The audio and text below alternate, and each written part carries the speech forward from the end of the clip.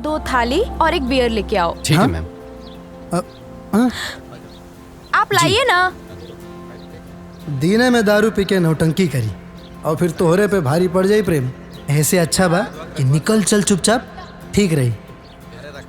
अब गीत, खाना लावे में ना बहुत टाइम लगा बताई। एक काम कर जाओ, हमने कहीं और चल के खाना खा लिया। अरे दिखा ऑर्डर टेबल पे आ गई। अब उठल ठीक ना होगी प्रेम।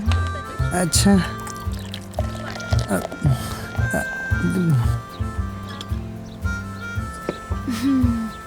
नहीं, बॉटल दीजिए। Thank you. Welcome ma'am. शुरू होके वाला बा नौटंकी। ई का लौकत नहीं का बियर ह। ई हम अपना खातिर ना तोहरा खातिर मंगवैले बानी। अब ना गीत, तू गलती कर रहल बाड़ू। हम ना पियब। काहे? अब काहे कि का है ना कि पियला के बाद हमार दिलो दिमाग के कुल बात बाहर आ जाला। यह तो हम चाहत बानी प्रेम। अब बड़ी गड़बड़ हो जाला गीत। दोस्ती कैले बाड़ो ना हमरा से। दोस्त के बात ना मनबा। बात माने के बात नहीं खे। बात तई बा कि पियला के बाद हमार बॉडी के कौनो पार्ट और कौनो पुर्जा हमारा कंट्रोल में ना रहेला। कौनो बात ना, हम बानी ना, हम कूल कंट्रोल कर दे। अच्छा हाँ। जय भैरव बाबा। चीयर्स।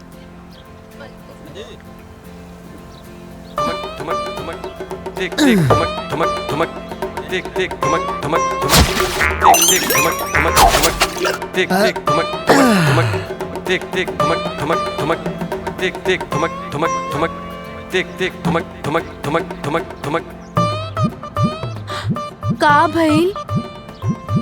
तो ऐसे काहे देखत आड़ा? ऐसे का देखा तारा? ऐसे का देखा तारा? का समझ ले बाड़ी? का समझ ले बाड़ी ते हमरा के? आए कबो पीठ पर बोरा मतिन लद जाले, कबो हमर बाइक ठोक देवेले, कबो रात भर हमरा के होटल में हमर हाथ बांध के सुतावेले। आए काहे? काहे कि हम तोरी इज्जत लूट ले रहती। इज्जत खाली लइकन के होला, लइकन के कोनो इज्जत ना होला। आए अगर हमारी इज्जत तू लूट ले रहतू तब हम के हो के अपन मुंह दिखावे के लायक भी ना रहती। का कबू तू तनिको ही सोच ले बाड़ू कि कितना डरा गेल रहनी हम जब तू ऐसे करके हमरा ऊपर चढ़त रहलू। ससुर, हम पूरा शहर के हम डरा के रखे तानी अपना डेयरिंग से, और तू हमरा के अपन उंगली पे नचा उतर। आए उंगली पे अमीर बाप के बेटी बाड़ी, अपन मन माने चले बे। अब ये सब ना चली, ये सब ना चली। हमके माफ कर दो, हमरा से गलती हो गई। गलती हमर कौन गलती रहे? जितना बेर हमरा से माफी मंगैलू है। कान पकड़ अपन मुर्गा बन।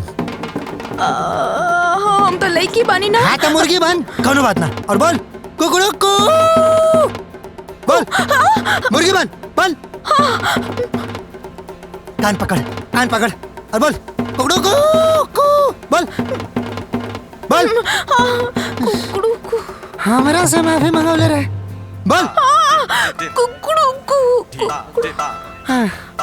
अमीर बाप की बेटी बाड़ी, हमरा से माफी मांगी, हमरा से माफी।